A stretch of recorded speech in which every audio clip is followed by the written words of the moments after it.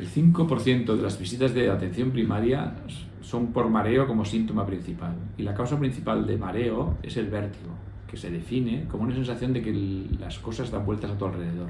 Es una sensación muy desagradable que se acompaña muchas veces de náuseas y de gran angustia y que invalida al paciente para la mayor parte de sus actividades de la vida diaria. La causa más frecuente de vértigo es el vértigo posicional paroxístico benigno.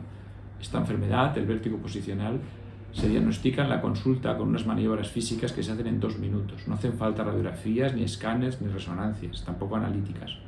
Y para tratarla tampoco hacen falta medicamentos, solamente otras maniobras que se hacen en 2 minutos más y que consiguen la solución del problema en el más del 90% de los pacientes en una o en máximo 2 visitas.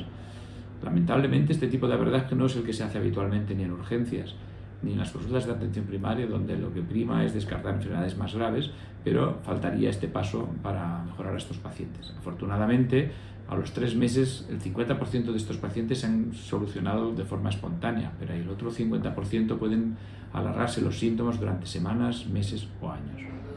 En el grupo VERTAP, en el grupo de estudio del vértigo de atención primaria del Instituto de Investigación IDIAP Jordi Gol, estamos desarrollando un dispositivo que permitirá a los médicos de atención primaria, a los médicos de urgencia y también a otros profesionales hacer el diagnóstico de una forma rápida y sencilla. Si quieres ayudarnos a financiar este proyecto, puedes hacerlo escaneando el QR de la campaña de crowdfunding que estamos llevando a cabo. Ayúdanos a detener el vértigo.